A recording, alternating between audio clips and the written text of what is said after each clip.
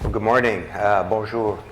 J'aimerais faire cette présentation en français, mais rapidement le francophone ici me demanderait de la donner en anglais. So I'll stick to English if that's okay. I'm delighted to be here. I hear you had a frickin' great keynote speaker last night. And I'm equally delighted to be at this frickin' amazing event.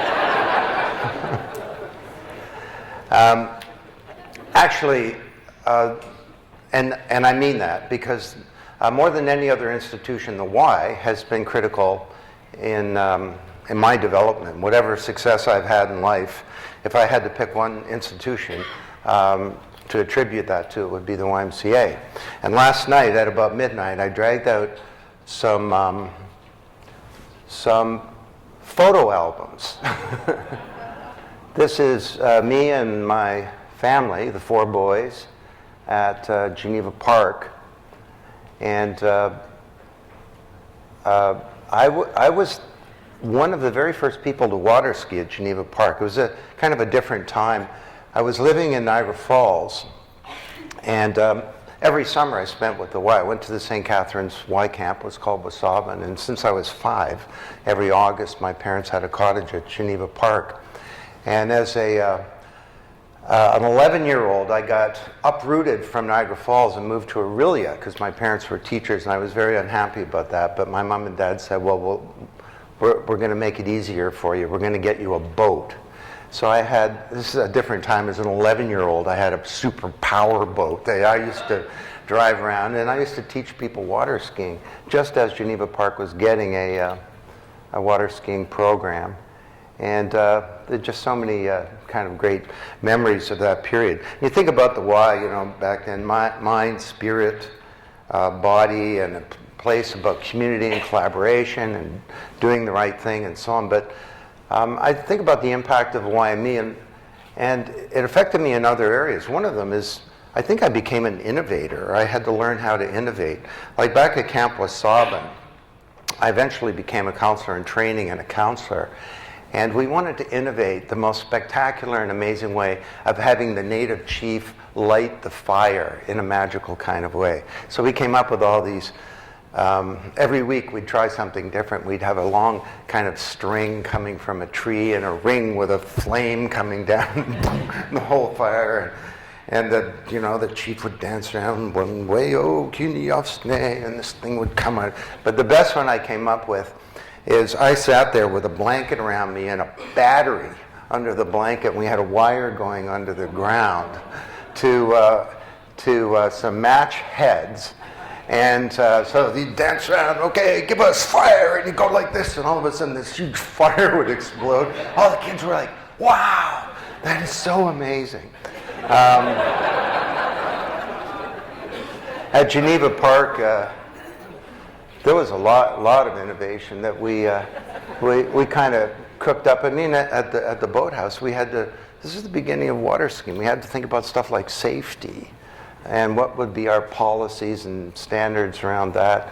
I ran a thing called the group, which was the teenagers.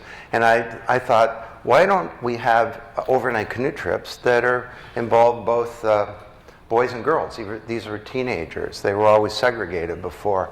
And it was a radical idea at the time. I had to go around to every cottage and talk to every parent that your kid was going to be okay and that we weren't going to corrupt them or something like that by having a mixed overnight canoe trip.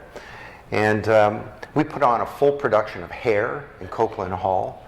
We had to innovate stuff like, gee, we need a proper sound system, and where do we get keyboards from, and all this kind of stuff. The Rama Reserve was a very different place. There was no casino back then. It was an abject poverty, and these poor kids had nothing. And we're at Geneva Park, and we have all these resources. So a couple of us implemented this program to bring the Rama kids onto Geneva Park to do stuff, and also where we, as staffers at Geneva Park, would go and help out with community projects at Rama, including building the first marina there. So I just think about, it was a time of great excitement. It was the 60s. Anything was possible. And we were, as kids and later as staffers, I was a counselor at both of these places. We were innovators, and it was a wonderful time. You know, the Y grew up 100 years during the industrial age. That was the industrial age in Canada, and we're moving into a new age now. And so I'd like to give you some unauthorized thoughts about what the Y could be like in the next 100 years if you embrace the great innovation of our time, which is the digital revolution. Now, I'm going to start on a little bit of a depressing note. If you consider the global economy, it's a mess. And the world is deeply broken. I mean, who would have imagined 4 years ago that a big theme of business books would be how to save capitalism, or is capitalism even savable? And these books are not being written by Occupy types. They're being written by people like Matthew Bishop, the business editor of The Economist. They're being written by the capitalists. There's a guy named Paul Krugman. You may know him, Nobel Prize-winning economist. And for some reason, I end up speaking at the same conference as him recently. And he gets up and he says, look, when you have the meltdown of a financial services industry, you get a prolonged period of slump. He said Japan had one in 1992. They're still in a slump. So get ready for a couple of decades of ugly economic activity. He says that's the good news scenario, because some really bad things can happen, like one of these big countries in Europe defaults on its sovereign debt, the euro crashes, the whole global economy goes into a depression. Well, far be it from me to debate a Nobel Prize-winning economist, but I have a slightly different view. To me, the future is not something to be predicted. The future is something to be achieved. And we can achieve a very different kind of future. But to do that, we need to know what the problem is in the world. And the problem doesn't fall within the paradigm of traditional economists. I'm allowed to use that word paradigm, okay? Because I did, right, a couple of decades ago, I wrote a book called Paradigm Shift. I prefer if you didn't use it, though. It's a little overdone. But economists worry about things like a business cycle, more fiscal stimulation or austerity or whatever. No, this is not a cyclical change. It's happening today. This is a secular change that's going on in the world. You know, as you cross this threshold of 100 years, we're moving into a new period in human history.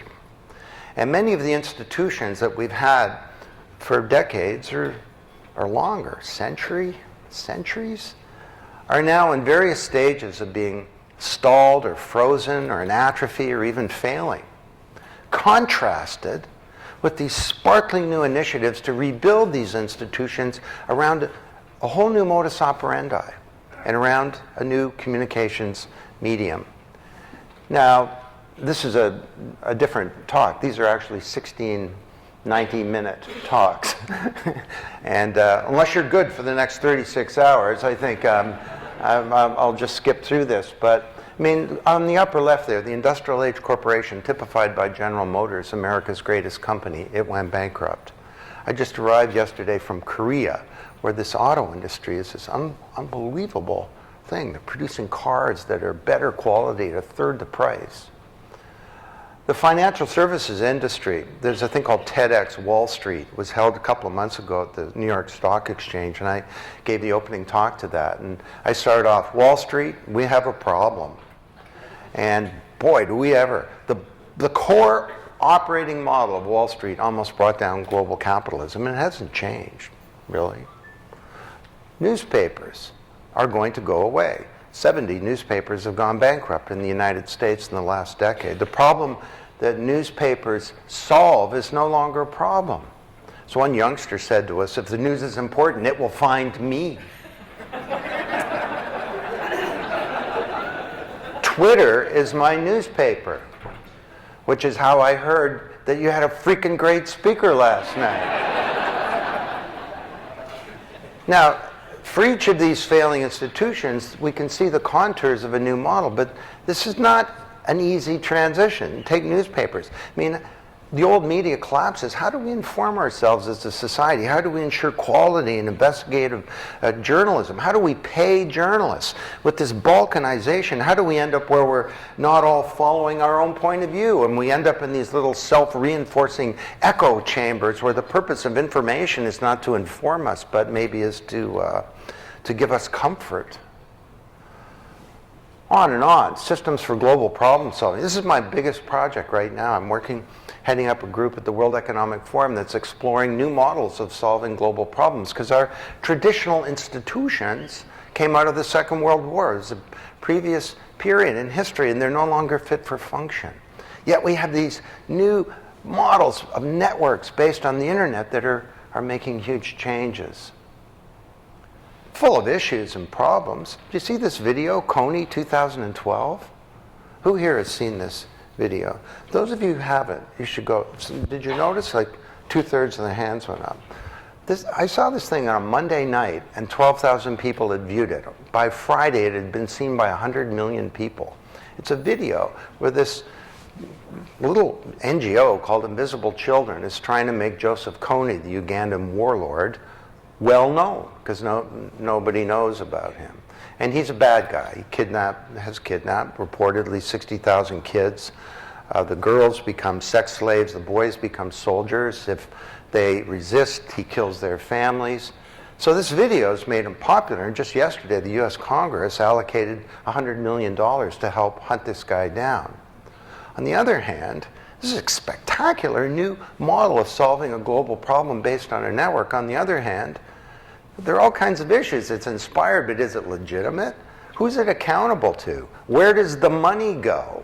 What happens when your leader has a meltdown, which is what happened in this case. So for every one of these, we have old models that are failing, new models that are emerging, but we're not really sure how they're all going to evolve. Universities and schools, I mean, we have an industrial age model, right? Based on the lecture. The industrial age was about mass production, mass distribution, mass marketing.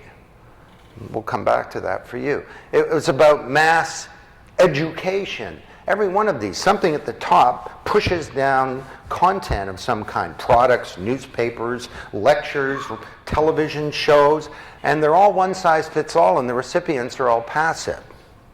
You know, education. I'm a teacher, I have knowledge. You're a student. You're an empty vessel you don't. Get ready, here it comes. Yeah. Drill and kill. Sage on the stage. To me, the lecture is the process whereby the notes of a lecturer go to the notes of a student without going through the brains of either. You know? Now, I appreciate the irony that I'm standing up here giving you a lecture.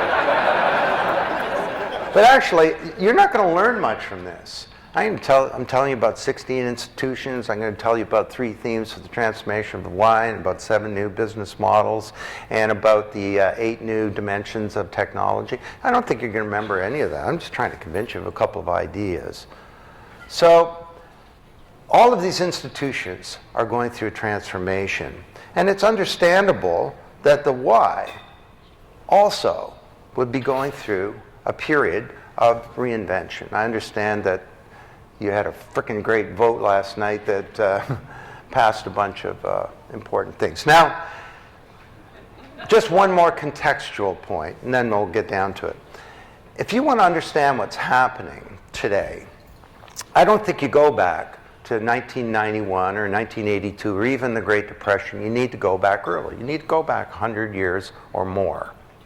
See, all around the world, we had an agrarian economy. This is in Canada, but it was everywhere else.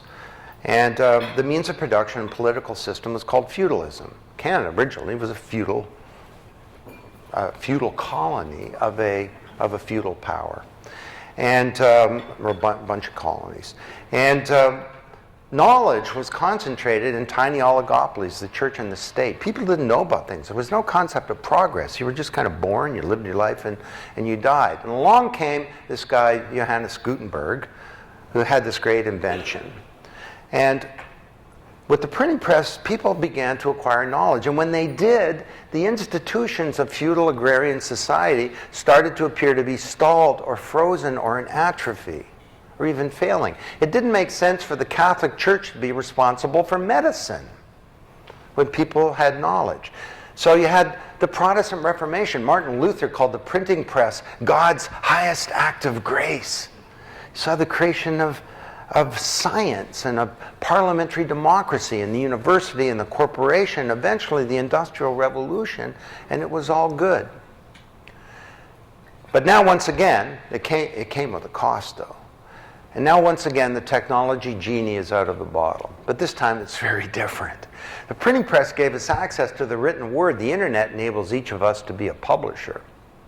The printing press gave us access to recorded information and knowledge. The internet gives us access to that, but more important, to the intelligence contained in the crania of other people on a global basis. This is not an information age. This is an age of collaboration. It's an age of networking of human intelligence. It's an age of collective intelligence. And it's a time of profound opportunity to me, for the YMCAs of Canada to reinvent themselves in terms of what you do, your value proposition, in terms of how you market yourself to the world, and in terms of how you lead this organization. So let me explain that. First of all, just a few words on why this change is happening. There's a technology revolution, and I'm just going to tell you a bit about technology so you get a flavor. All you young people in the room, I'm sorry for boring you for the next period. But it's the so-called Web 2.0. Isn't that odd? That half of the graphic is not there. Oh well, darn technology, frickin' technology. This ain't your daddy's internet. So the first thing that's changing is that you access the internet now through the thing. It used to be a PC tethered to a desktop, right? These billions, soon trillions of inert objects that become smart communicating devices. Your door here in this hotel is a smart communicating device. I don't know if they've renovated the doors yet, but a lot of hotels, the door has an IP address, which means it's connected to the internet. And the door had knowledge, has knowledge. I had a camera stolen from a hotel room in Miami, and the door knew about me.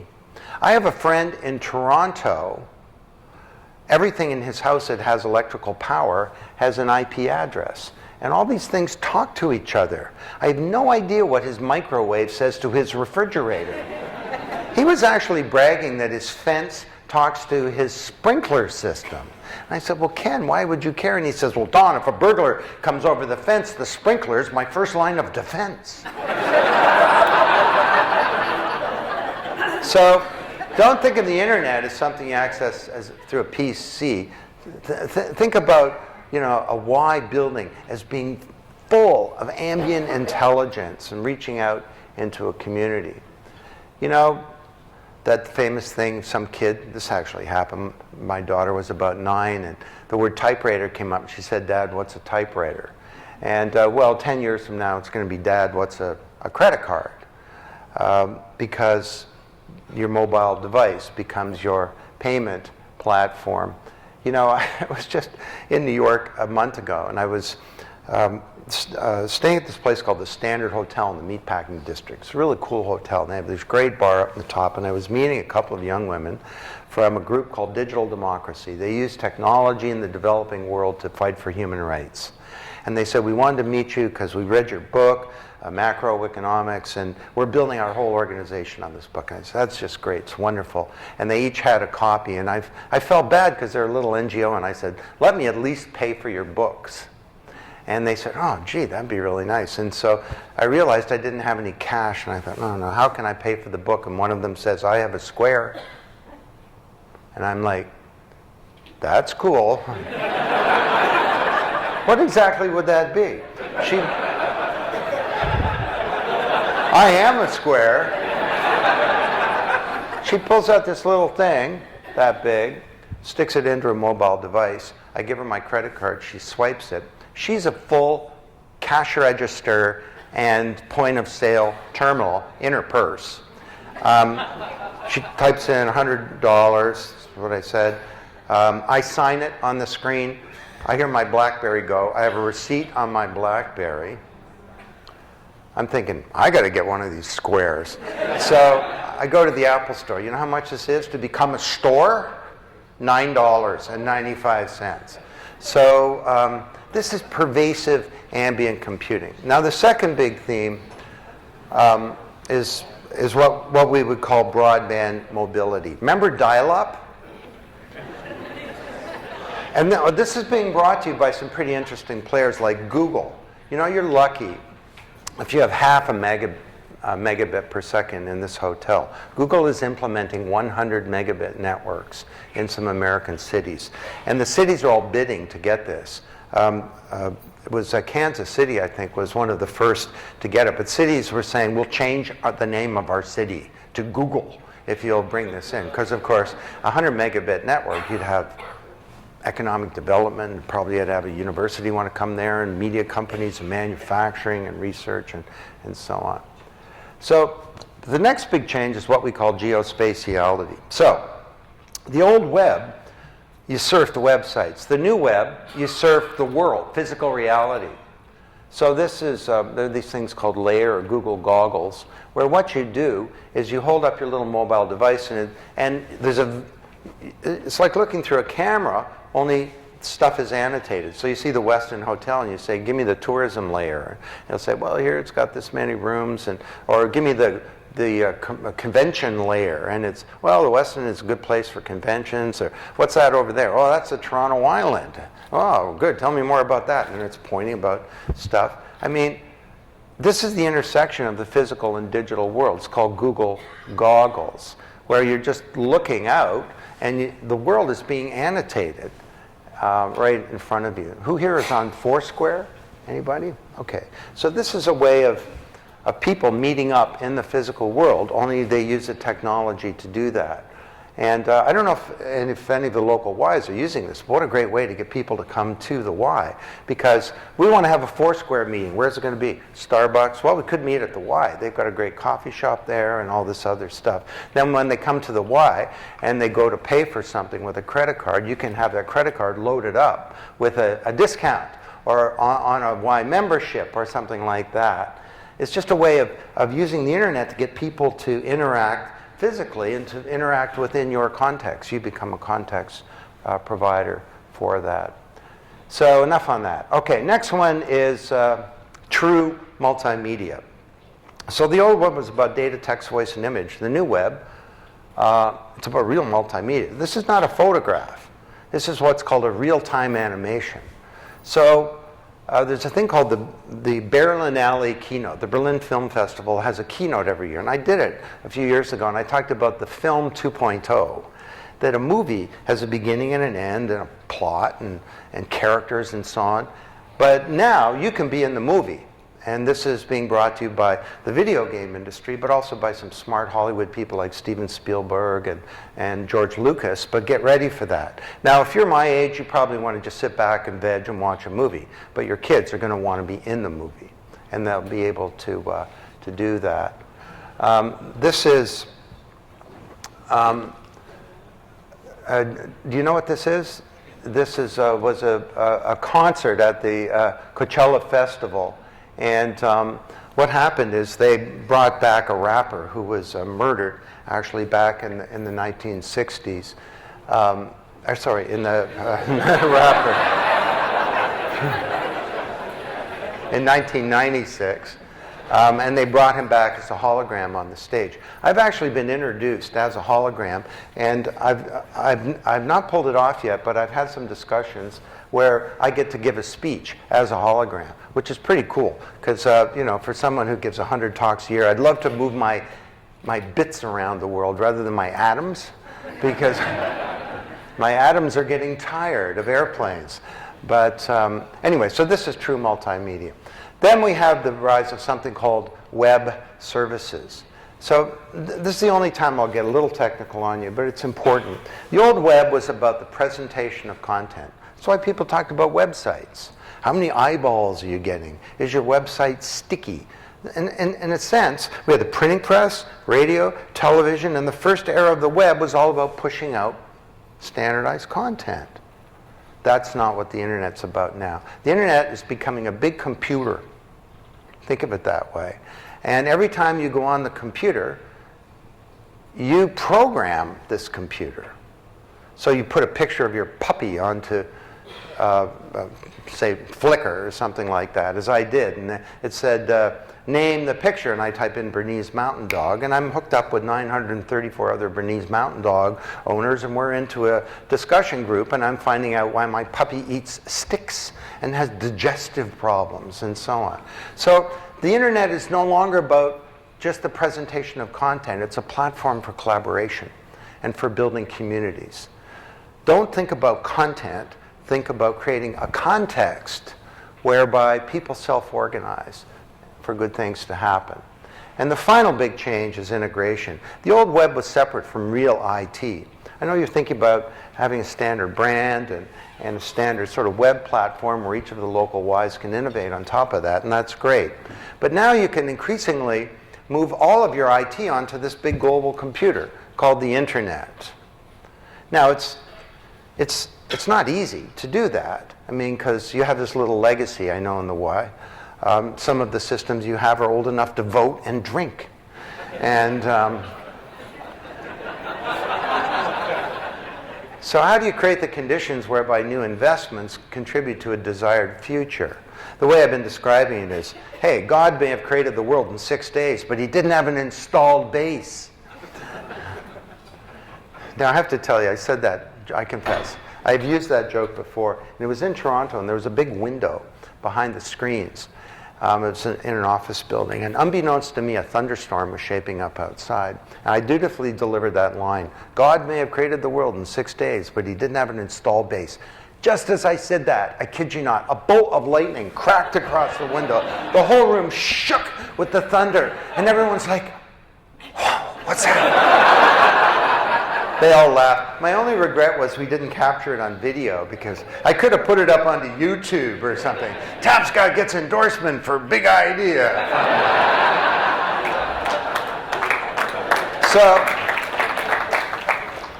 So that ain't your daddy's internet. That's number one. Now, number two is this technology revolution is intersecting with the demographic revolution. We have the first generation to come of age in the digital age, and these kids are different. I started studying kids about 15 years ago when I noticed how my own children were effortlessly able to use all this sophisticated technology. And at first I thought, my children are prodigies. And, but then I noticed all their friends were like them, so that was a bad theory. So I started working with about 300 kids, and I wrote this book back then. I said, this technology will, this generation will have no fear of technology because it isn't there for them. It's like the air. It's like I have no fear of a refrigerator. No, because it's not technology to me. Well, flash forward to today, they're not just growing up digital, they've grown up. They're coming into the workforce, the marketplace, getting their own wine memberships, they're becoming leaders of society, and there's no more powerful force to change every institution than the first generation of digital natives. I'm a digital immigrant. I had to learn the language. So, we call this generation Gen Y, or the baby boomlet. I don't think these are good terms. The echo generation, the baby boom echo, is louder than the original boom. In Canada, there are 7.8 million baby boomers. There are 8 million of these kids. And based on their demographic muscle alone, they're going to dominate the 21st century. Now, what makes them a real force for change? Well, you see this cartoon here? Didn't get much of a laugh, did it? This is from Growing Up Digital, which was actually published in '97. It's almost 15 years ago. When I put this on the screen back then, people used to just kill themselves laughing. How crazy is that, a computer and a quib? Today everybody says, what's that weird thing? Why isn't it an iPad? So, you know what? Time online for these kids is not taken from hanging out with your friends, learning the piano, talking to your parents, or doing your homework. Time online for kids growing up today is taken away from television. The baby boomers watch 24 hours a week of TV. And these kids watch a lot less TV, and they watch it differently. They come home and they turn on the computer, and they're in 3 different windows. They got 3 magazines open, and they're texting and talking on the phone and listening to MP3 files, and they got a video game going. Oh yeah, and they're doing their homework. And the TV may be going on in the background, but the TV is sort of like Muzak. You know, it's like ambient kind of. And when they're online, what are they doing? Well, rather than being the passive recipients of somebody else's video, they're reading and organizing and authenticating and searching and telling their stories and remembering things. This is not bad for kids. It's good. And I'd be happy to talk to you about that. I did a $4 million research project on this. We interviewed 11,000 young people in 10 countries. This is not bad. It's good for kids. Within a good family and a good context and within balance and so on. Furthermore, this is the first time in human history when children are an authority about something really important. Those pictures, I was 11. When I was 11, I was an authority on model trains.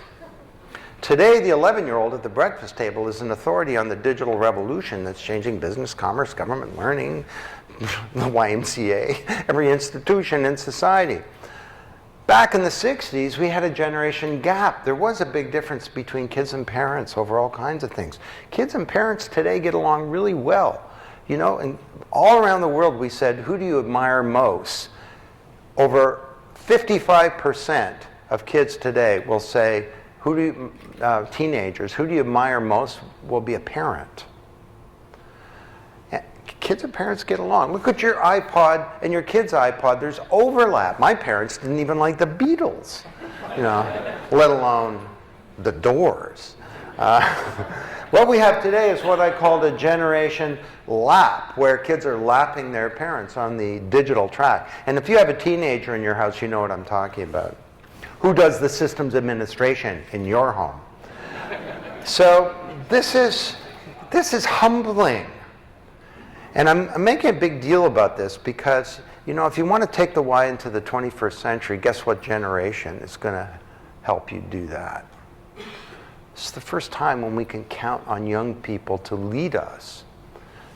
An example. So this is a big crowd. I don't know, 6,000, 7,000 people. It's called the World Congress in IT. I do this a lot. I interview kids, young people. On the left there is Rahaf Harfouch, a friend of my daughter's, actually. She was 20 at the time. Living in Paris, her boyfriend's in Toronto.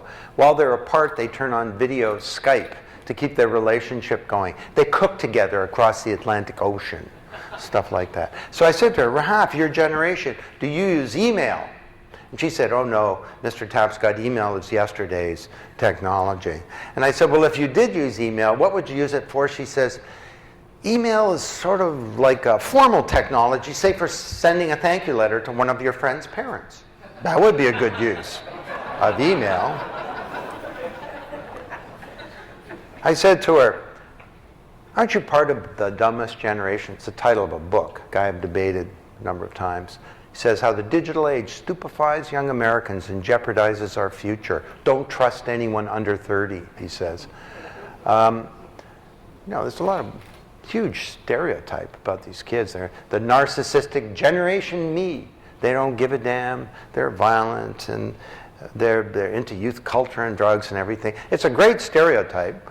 The only problem is there's no data to support this. Kids are graduating from university all around the world, more than ever before. It's never been tougher to get into the best schools. Standard scores are at an all-time high. IQ's been going up year over year for many years. They're narcissists. Youth volunteering in high school and universities in Canada has been growing year over year for 15 years. They're into drugs and alcohol. Well, actually, the percent of kids that are clean in Canada in high school that don't do drugs or alcohol has been going up year over year for 15 years. They're a bunch of little criminals, and on the internet they get their 15 minutes of fame and they can beat up their friends. And actually, youth crime in Canada has been going down year over year for 15 years. You know, we fear what we don't understand. Anyway, so I say to Rahaf, aren't you part of the dumbest generation? I'll bet you don't read the newspaper. You don't watch the evening news. You probably get your news from Jon Stewart and The Daily Show on Comedy Central. And she says, well, I don't think that's a fair characterization. I think I'm informed, and my friends are too. But you're right, Mr. Tapscott, I don't read the newspaper. And she's putting it back to me. She says, but have you ever seen one of those things? They come out once a day.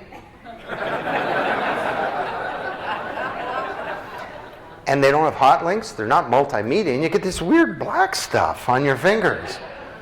She says, let me tell you how I get informed. She describes her whole environment. And then she says, you're also right, I don't watch the evening news. But does anybody? Sam Donaldson told me the average age of the ABC nightly news is 64. She says, you're also right, I do watch The Daily Show with Jon Stewart, but not to get the news. I don't think The Daily Show would be funny unless you know the news. 2 down from her, Sherry Kong, 20-year-old student in New Zealand, hired along with 80 other students by the government. Their job? To teach the teachers how to use the internet in the classroom. I said to her, so Sherry, what are the teachers like as students? She says, oh, Mr. Tapscott, they're awful. They talk in class. They don't do their homework. And beside her is Michael Furtick, who I just saw yesterday. He's actually a Torontonian. I met Michael when he's the granddaddy of them all. He's 28. I met Michael when he was 13 because he was the project manager on my website, growingupdigital.com, like 16 years ago. They made him the project manager as a 13-year-old because he was the oldest and most experienced developer. When Michael was 15, he sold his own site for an undisclosed 7 or 8 figure US dollars sum. One of the news reports, the Globe Mail, said it was probably only $1 million. And so I wrote him an email and said, Michael, you sold it for $1 million. You should have called me. And he wrote back and he said, Don, legally I can't tell you how much I sold it for, but I can tell you I'm very happy. And he didn't want the money to buy a Ferrari, although he bought a cheap little car, but his mom had to drive around with him because he only had his learner's permit. Right? He wanted the money to invest in his next new venture. You should check it out. Great if the Y plugged into this, called takingitglobal.org. This is hundreds of thousands of young people all around the world. It's a social network for kids who want to change the world and make a better world. Wow, what a cool partnership that would be. Anyway, so we fear what we don't understand. So if you're building a government, a company, a democracy, a healthcare system, a civil society organization, these are the 8 norms of the generation. I don't really have time to go through them, but just very quick. They want freedom, freedom of choice. Choice is like oxygen. I had 3 TV stations when I was a kid. Today, kids have millions of stations. They want to customize everything. How do you get to customize an experience with the Y? They're scrutinizers, which is great. When I was a kid, I saw a picture. It was a picture. These kids have to, what is it? An animation, a bot, a morph? I mean, I look at the cover of Vogue, I see a model. My daughter sees a Photoshop job. Whoa, her neck is longer and her cheekbones are bigger. It's a generation with great values and great integrity. It's a wonderful thing for the Y. The values of the Y are pretty much the values of this generation. Collaborators, they want to have fun, they want to have speed, and it's a generation of innovators. So you put those 2 together, technology and demographics, and you get a social revolution. There are close to 1 billion people now on Facebook. This is a heat map of Wikipedia articles, and where it's really, really white, or sort of yellowy white, that means there's more than 1,000 articles within that little geographical area. That's a heat map of Wikipedia in Arabic. It's in 240 languages. Encyclopedia is 20 times bigger than Britannica, according to the big study. The quality is just as good. So what's going on here? This is a platform whereby people can self-organize. And let me just tell you a couple of humbling stories. So this is about 5 years ago. And I gave, my son Alex was 20 at the time. By the way, kids went to Pinecrest. And for Christmas, I gave him an advance copy of a book I'd written called Wikinomics as a Christmas present. I gave him some other things for Christmas, too, okay? And he says, thanks, Dad. He goes off, he starts reading the book. He comes back a couple hours later and says, hey, Dad, this is a good book. It's like he's surprised or something like that. He says, I think I'll create a community on Facebook. So I was just coming on to Facebook at the time.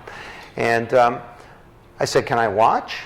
15 minutes later, he's created the Wikinomics community. Another 15 minutes later, he's got 6 members. By the time reading Turkey on Christmas night, he's got 130 members in 7 countries, 7 regional coordinators, a president, secretary, and chief information officer for the community. He sent out a PDF of the first 2 chapters of the book. By the time I'm sitting down to Christmas dinner, I got kids writing in saying, Mr. Tapscott, we found errors in your book. And the community is placing demands on me. One of the kids writes in and says, exactly how will Mr. Tapscott be contributing to our community? What is this? 2 words, self-organization, auto-organisation. It's been around throughout human history. Language was a function of self-organization. There was no central committee of the English language that said this will be called a pen. It just kind of happened. The why was a product of self-organization. But what used to take place over millennia or centuries can now happen on a single Christmas day. This is a powerful, powerful force because the internet drops transaction and collaboration costs. If you understand this, it's actually revolutionary. Now, Barack Obama understood it, and he changed the way you get elected forever. Did he change the way you run a government? Or do we still have the industrial age, you vote, I rule model? He probably didn't change that, and I think it cost him a lot with young people. But again, humbling story. It's about 5 years ago. Someone sends me an email saying, do you know this guy, Senator from Illinois, Obama? He thinks your book, Wikinomics, is the key to winning the presidency and transforming America. Go to mybarackobama.com. So I go there, and on the screen, there's my book. And it says, we believe in the principles of self-organization, use of the internet every way possible, and in the book, the internet and the book Wikinomics by Don Tapscott, and he's saying, I'm asking you to believe not just in my ability to bring about real change in Washington, I'm asking you to believe in yours. And I looked at this thing, and well, my first reaction was, I am the man. But not so fast, Don, because it turns out I'm not the man. Because I went there, there's a Wikinomics community, but there's also a Single Moms for Daycare for Obama community, and there's a Young Firefighters for Obama community. He created a platform whereby 35,000 communities self-organized, and that's what brought him to power. I use the word revolution very advisedly here. In fact, there's a revolution in revolutions.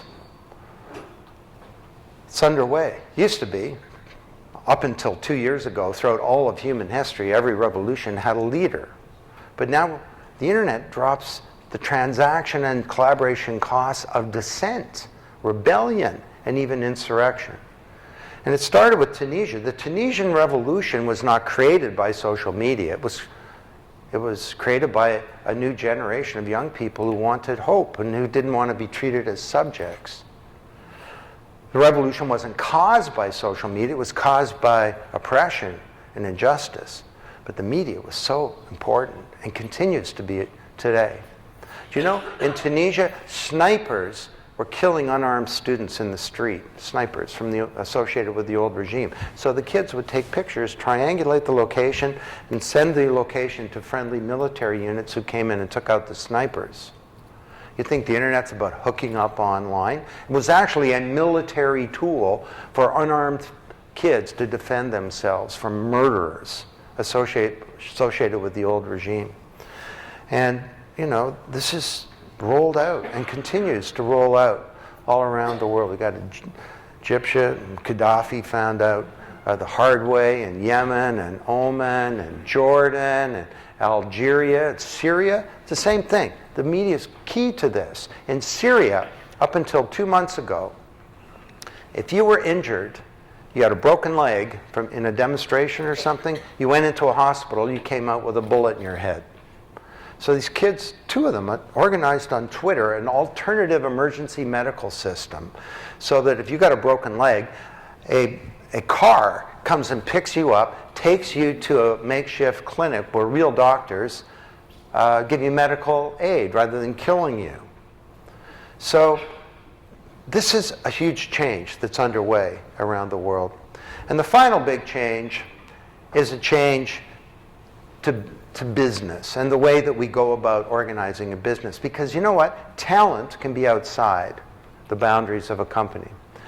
This guy is a Torontonian named Rob McEwen. And the reason I know this story, I'd like to say, I have a think tank that scours the world and we find the best examples. He lives across the street from me. And he moved across the street. He held a cocktail party to meet the neighbors. And he said, you're Don Tapscott. I've read some of your books. I said, great. I said, what do you do? And he says, well, I used to be a banker, but now I'm a gold miner. He's a funny guy. He introduces his wife, Cheryl. He says, this is my wife, Cheryl. She's a gold digger. And she's actually not. She's an enormously competent person with a sense of humor. But anyway, he tells me this amazing story. He takes over this gold mine in northern Canada, and his geologists can't tell him where the gold is. So he gives them more money to get more geological data. They can't tell him where to go into production. After a few years, he's so frustrated he's ready to give up. But he has an epiphany one day. He wonders, if my geologists don't know where the gold is, maybe somebody else does. And he does a radical thing. He takes his biggest secret, his geological data. This is kept in safes and high security computer systems. He publishes his geological data and holds a contest on the internet called the Goldcorp Challenge. Basically, $500,000 in prize money for anyone who can tell me, do I have any gold? And if so, where is it? He gets 77 submissions. They come from all around the world. They use techniques that he's never heard of.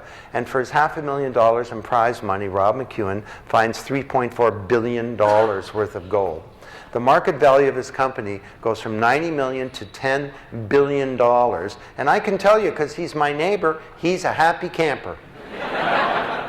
Goldcorp today is worth $37 billion, and it's the second largest gold mining company in the world. He thought differently about how to build an organization. We always think about hierarchies, but he peered.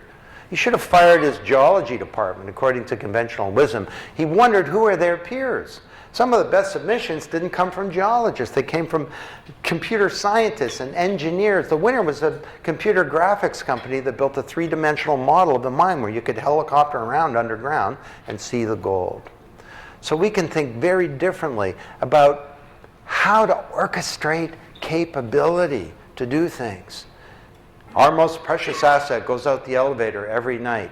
No, your most precious asset may never be inside your boundaries. Now, the why was always great about building communities, and now you have a platform to extend this model out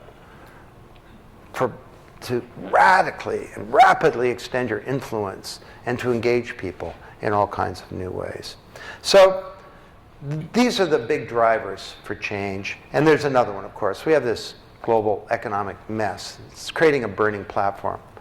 And a burning platform is when staying where you are, the costs of staying where you are, become greater than the cost of moving to something very different. Now, the good news for the wise, you don't really have a burning platform because you're doing well. But the bad news is you don't have a burning platform. So that's going to encourage conservatism. We'll come back to that. So let's talk about this. What might the why look like in the next century? And how might the internet change what it is you do, how you market yourselves, and how you lead yourselves? Well, first of all, you're part of civil society, right?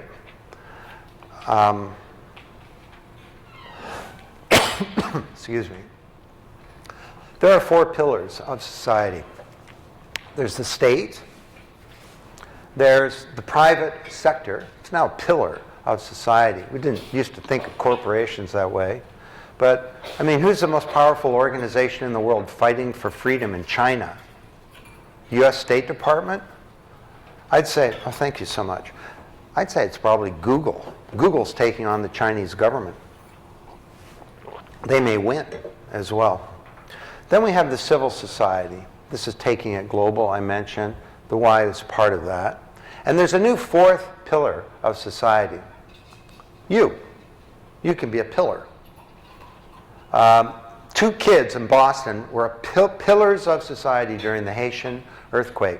They went onto a network called Ushahidi, and they got a little text message from a girl, 7-year-old girl, in Creole. She had been buried under a shopping mall for 5 days. She was dying. She got out a message. They found this message, translated it into English, geolocated her, advised the authorities. They came in, dug her out, and saved her life. Two kids in Boston were pillars of society helping solve a global problem. So this is a time of interdependence, and I'm normally speaking to business audiences, and I say, you know what? Business can't succeed in a world that's failing. And we need to find new ways for these sectors of society to work together. You know, in Canada, the banking system did quite well. I was talking to Gordon Nixon, the CEO of RBC, and I said, boy, you must feel pretty proud of yourself. And he said, not really. I mean, we didn't do anything. The structure of the mortgage market's different in Canada because of regulation. You know, all the banks in the US say, regulation's bad and government is evil. Well, it's because of regulation the Canadian banks didn't collapse. We have a better mortgage environment. You can't write off a mortgage. You can't walk away from your mortgage. And banks can't take a whole bunch of really ugly mortgages and bundle them up into a complex derivative and get a rating agency to rate them AAA and get an insurance company to insure them and then sell them to a bunch of investors with no idea what they're buying. You can't do that in Canada. So the civil society is being transformed. Now, and it's being transformed through all kinds of new partnerships. So here's one called the Green Exchange. This was initiated largely by Nike. Nike gave away 400 patents and put them into a commons. This is patents having to do with sustainability. And the CEO of Nike says to me, you know, if one of my competitors has to pay $10 million to develop a process to be more sustainable, say to make rubber last longer or to use less water in manufacturing, it doesn't help me a bit. Why don't we share this? And a rising tide will lift all boats. Me Too We. This is basically one of these new platforms that enables people to come together in the civil society to create all kinds of new services for each other. Now, this is a wonderful opportunity for the Y to embrace these new platforms for community building. It's also a threat in some ways too, because people can self-organize now to create the kind of value that may have existed in the past with the Y. This is the Ushahidi network that those kids found that girl buried in rubble. It was started in Kenya, and you may remember 2007 elections in Kenya. There was all this violence, and they don't have a sophisticated media in Kenya, so there was no way to report on what was going on. So this young lawyer named Ori Okolo, she developed Ushahidi, and it was a way just for people to text in. I just saw somebody being beaten up on this corner, there's a murder happened over here, and eventually people started to understand what was happening. The West got involved, the authorities, and eventually they were able to break down the violence because of this network. So these kinds of things are changing the way information flows in the world. The American Red Cross, again, is using these kinds of platforms to be able to respond to all kinds of situations where humanitarian relief is required. There's something called crisis commons as well that the Y should participate in. It's like whenever there's a crisis, everyone comes to this commons and they can share all kinds of information. And you think about Northern Ontario, we've got Timmins and places like that right now being threatened. I'm sure you have Ys up there. What's going to be the role of the Y in a situation like that? Will you be responding in traditional ways, or could the Y be a leader in Timmins and getting engaged in a crisis commons and helping to orchestrate the kind of capability that might be required to solve a problem? Through geospatiality, there are all kinds of really wonderful opportunities here. This is one where basically you just you create a resource map. So in a local Y, you could have, okay, we're the Y and here's where we are. But here are all the resources that are available in the city that are part of what we link into and part of of what we do. I'm having trouble seeing this from up on the stage here. What is this? Oh, well, this is the same kind of thing. It's resource mapping, and it's basically the integration of the physical world into the digital world. Raising money. Wow. You know about microfinancing? So for some reason, the World Bank can't get a $70 pump to some farmers in sub-Saharan Africa, where the farmer can stand on the pump, irrigate an entire field that can sustain a village. So Kiva, again, a self-organizing network, comes together on the internet, and through microfinancing, little donations of $10, $25, they've raised over $400 million, and this is now becoming material in affecting stuff like poverty in the developing world. But no government created it. We have a platform now for self-organization. What's this one? Oh, this is an extraordinary thing in Toronto called Ladies Learning Code. This woman named Heather Payne decided that young women and women ought to be able to be more comfortable with technology. In fact, they could learn how to program. So she created this thing called Ladies Learning Code, where they set up a facility, and then they get a whole bunch of computers brought in there. They have instructors, and they do a big weekend where over the weekend you learn some important part about programming, how to create a website, how to create a social network, these kinds of things. The demand for this is so great that when they announce a new Ladies Learning Code workshop, the thing typically sells out in 5 minutes. Gee, I wonder if the Ys could be using the resources and facilities that exist there to create a platform for something like Ladies Learning Code to come into the Y. So, I mean, on and on it goes.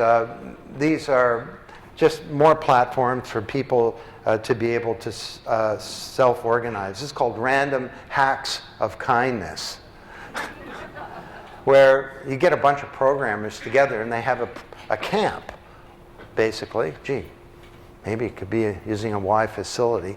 They come together, and these programmers create some code to solve a problem. Right now in Timmins, they could be creating some code to help with organizing a response against the threat to the town of Timmins, or creating code basically to do anything that helps society and helps achieve the kinds of objectives of the Y.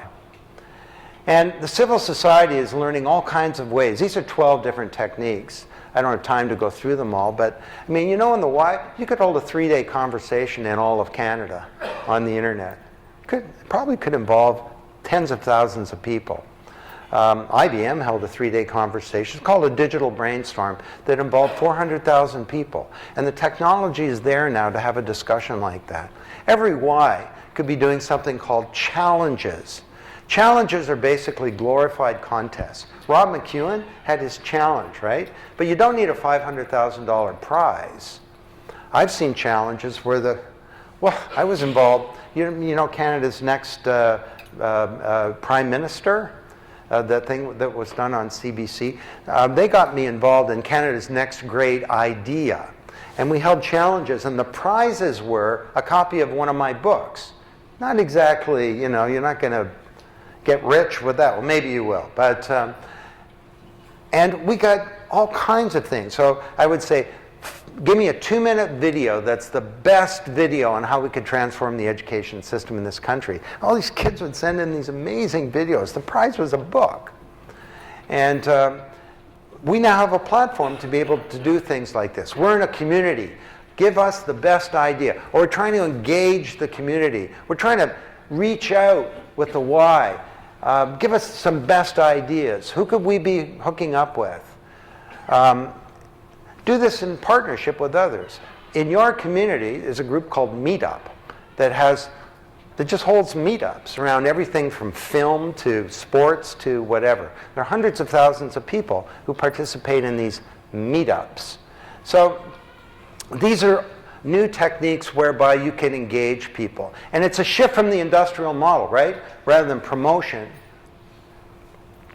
think engagement. Now, number 2, so you're part of the civil society, That's changing. And you could be a leader for this change. Number two is, we have industrial age models of marketing. And if you go to marketing school, you're going to learn about the 4 Ps. The Y has a great product. We've got great places. There's a price for stuff. And we market through promotion. I think all of this is wrong. Let me explain. Rather than a product, you know what people are looking for? They're really looking for experiences. And I'm in some ways preaching to the converted on this, because I think about my experience with the Y. It wasn't just getting a product called Camp Wasaban or something like that. It was an experience. But how could you use the internet to strengthen the kinds of experiences that people have to become transformative, as the Y was for me? Well, this is a nice model, a guy I worked with who developed this. So, 5 different levels of value that you could create. The lowest level is commodities. The next level is goods. The next level is services. The next level is experiences. And finally, transformations. And at each of those levels, there's pressure for you to become a commodity provider. But at each of those levels, by customization, you can create greater value. So just a couple of quick examples. If I'm selling coffee on a commodity market in Chicago, I can get 1/20th of a cent for a cup of coffee. But if I put it into a good or product and sell it in a supermarket, I get 7 cents for the same coffee. If I get somebody to make it, it's called a service, right, in a coffee shop, I can get 85 cents for the same coffee. If I put some foamy stuff on the top and a cool Starbucks logo, I can get $4 for the same coffee. And then if I create this amazing kind of coffee shop with high-speed internet and the ability to get iTunes that I can't buy anywhere else, I've written a book. The only place you can buy this book is in a Starbucks cafe. All of a sudden it becomes transformative. People talk about Starbucks as the 3rd place. There's work, there's home, and there's Starbucks. Apple takes a commodity, a chip, puts it into a product called an iPod. But it's just an MP3 player, right? Pressure to commoditize. Then they had a service called iTunes. Then they create some amazing marketing with these incredible stores and all this other stuff. And then they add in stuff like the Genius that helps you select music and gets the ability to get all kinds of other stuff. I don't know about you, but the iPod and iTunes have become transformative for me. It's changed my family. There's more dancing in our house. I mean, the generations share music because of this. It's a transformative thing. So the Y has had these physical places. How could you use the internet to start to engage people and to build communities in all kinds of new ways that would dramatically enhance the experience? Of course, the place is important. You know, a canoe is a canoe, and a swimming pool is a swimming pool. But now, you not only have the marketplace, you have the market space, the digital world. There's this intersection between the two.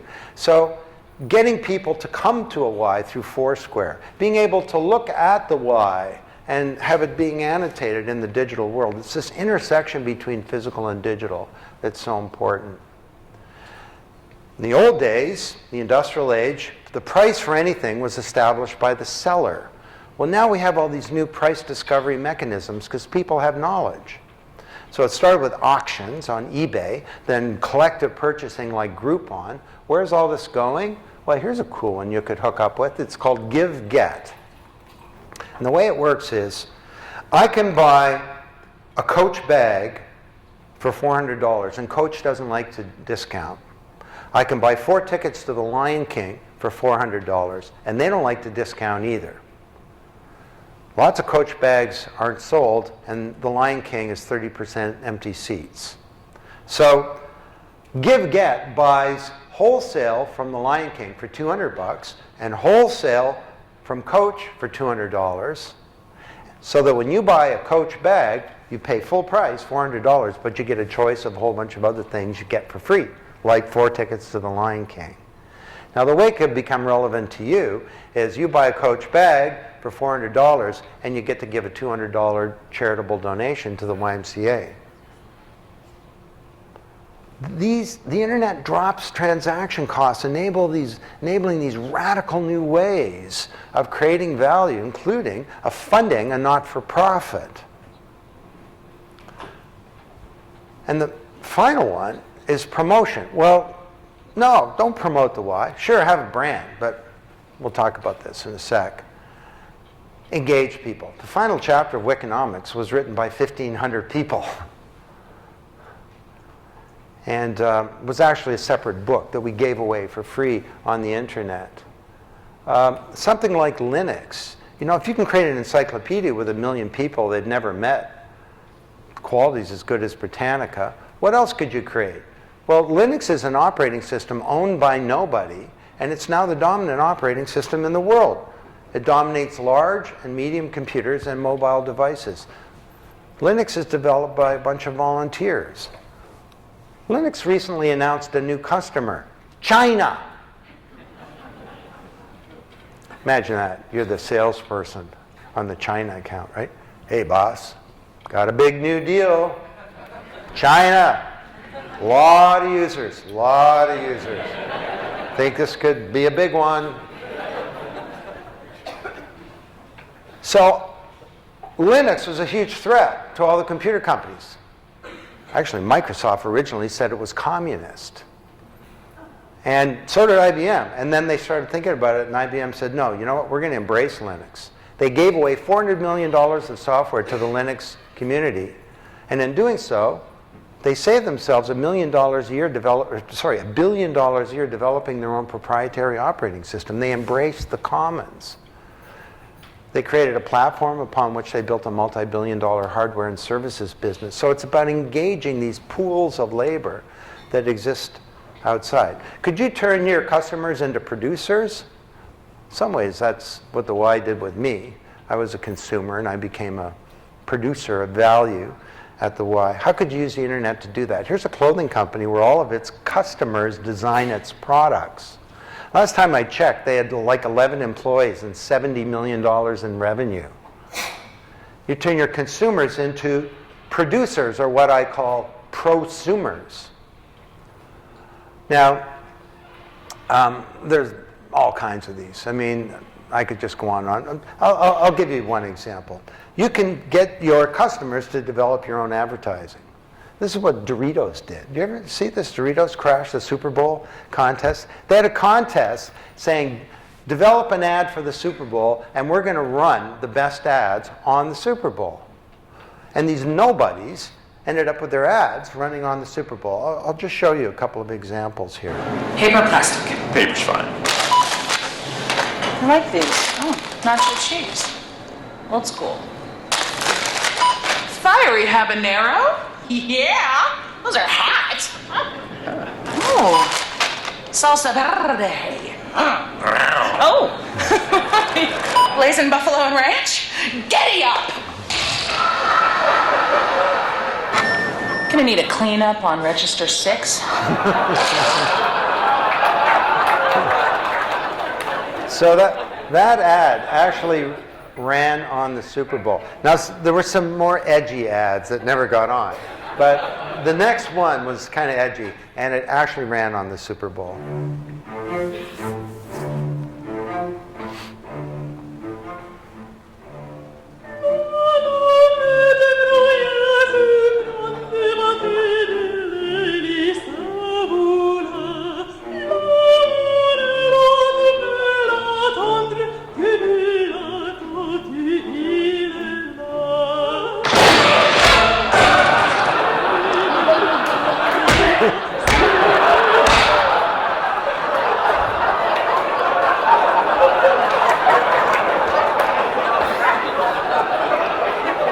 I mean, what ad agency is going to dress somebody up in a mouse suit and have them beat up your customer?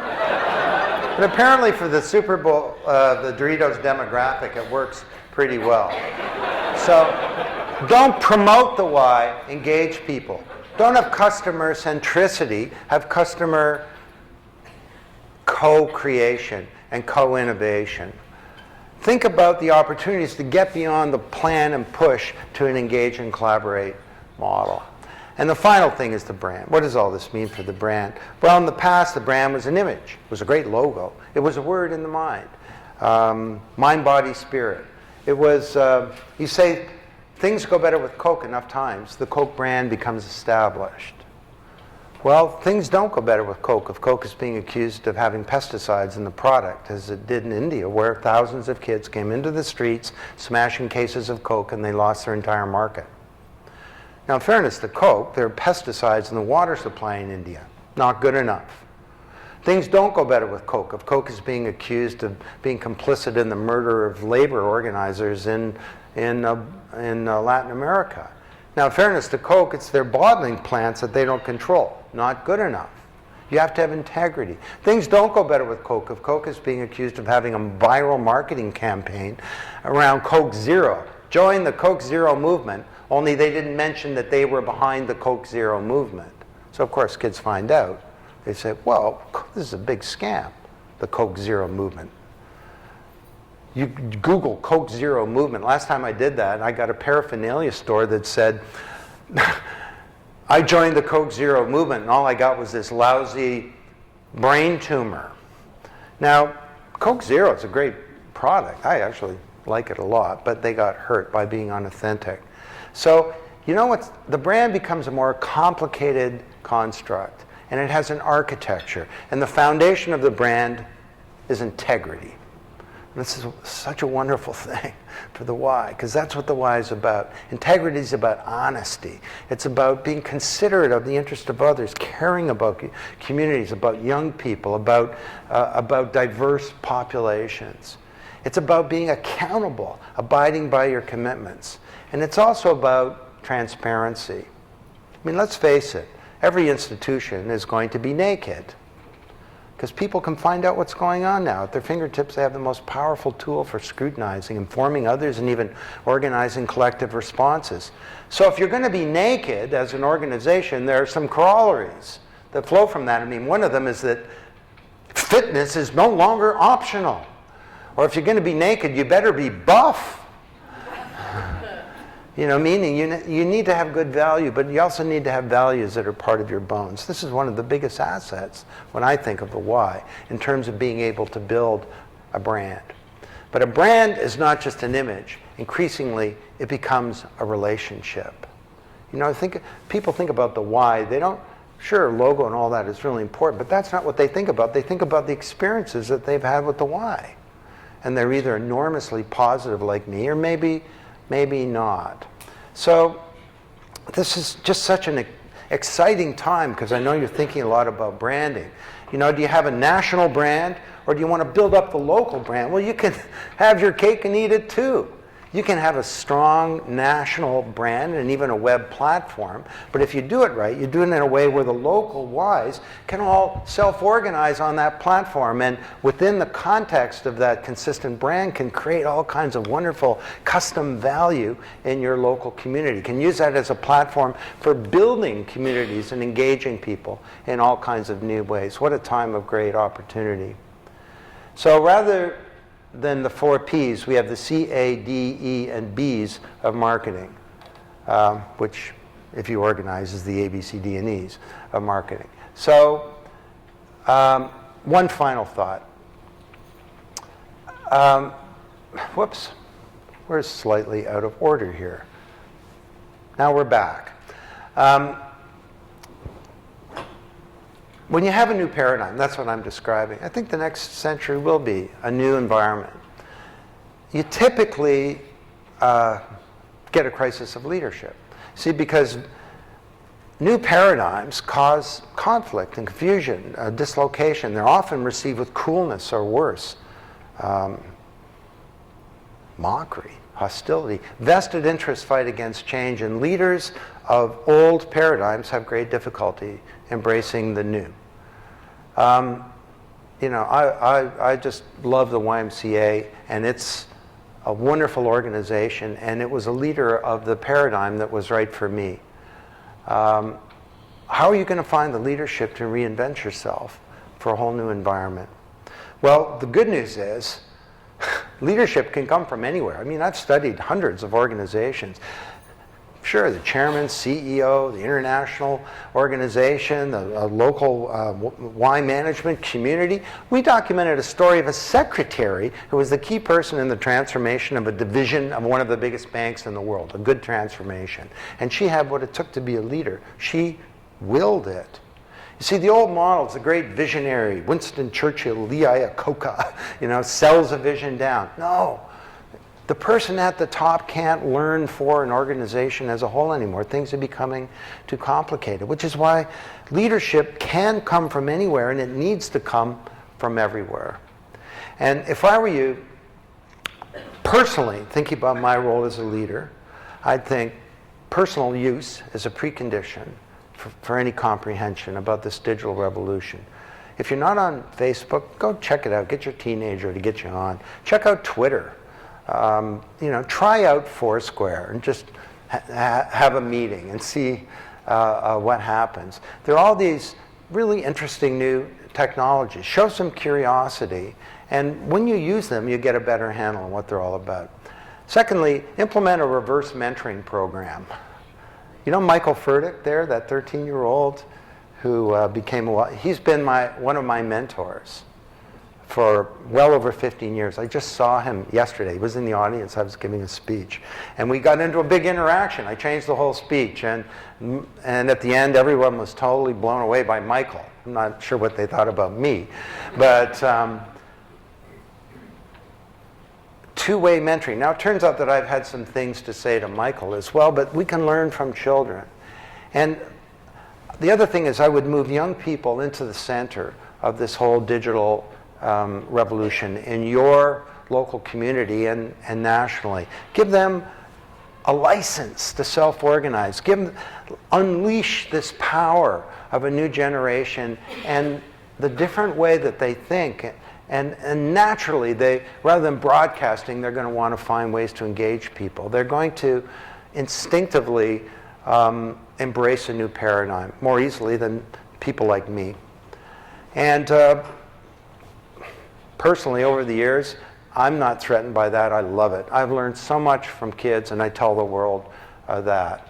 And if anything, back when Michael and his team, there was a 7-year-old on the team, developed Growing Up Digital, I think about the biggest mistake I made is I didn't give them enough freedom. I said, here's what I want to do with this website, and I kind of architected I just should have said, you guys go for it. And I'm sure they would have done something quite different, and that would have been better. So this is a wonderful time when each of us gets to be a leader. Leadership is each of our personal opportunity if we will it. So you're part of a civil society that's forever changing. The way that we go about marketing is forever changing, and the way that we think about leadership is changing as well. There's a new kind of collective intelligence that enables new kinds of collective leadership. And sure, Paul Krugman, this is a time of great peril and danger. Fundamentally, it's a time of great opportunity for me. I've never been more hopeful that this smaller world our kids inherit will be a better one. And so this is my latest tome, Macrowikinomics. It's my life's work. I hope you might think of it as a guidebook. By the way, the best way to buy this book is in massive volume. Christmas is coming soon. How many members do you have? No, seriously. Let me just end with a thought. And we're going to have to turn the volume down, guys, on the music. Like way down. Anthony Williams and I started trying to understand what an age of network intelligence might look like. What would the YMCA look like in 100 years? And we studied all kinds of organizations, and we thought maybe nature can tell us something. Fish come in schools, sheep come in flocks. Starlings over the moors of England come in something called a murmuration. And the murmuration refers to the murmuring of the wings of the birds. And scientists that have studied this say they've never seen an accident. The murmuration has a function. The big one is it protects the birds from predators. Look at this video here. On the right, you can see a hawk, a predator, being chased away by the collective power of the birds. There's leadership, but there's no one leader. And the starlings are out over a 20-mile radius, foraging for food and stuff during the day, and they come back together at night, and they create this spectacular thing. And when I think about this, is this some kind of fanciful analogy, or did you actually learn something from this? This thing functions according to the kinds of principles that I've been talking to you about today. It's a giant collaboration. There's an openness. There's a sharing of information about location, food sources, movement, trajectory. There's a great interdependence. The birds understand that their individual fate is tied to the it's a great example that somehow gives the birds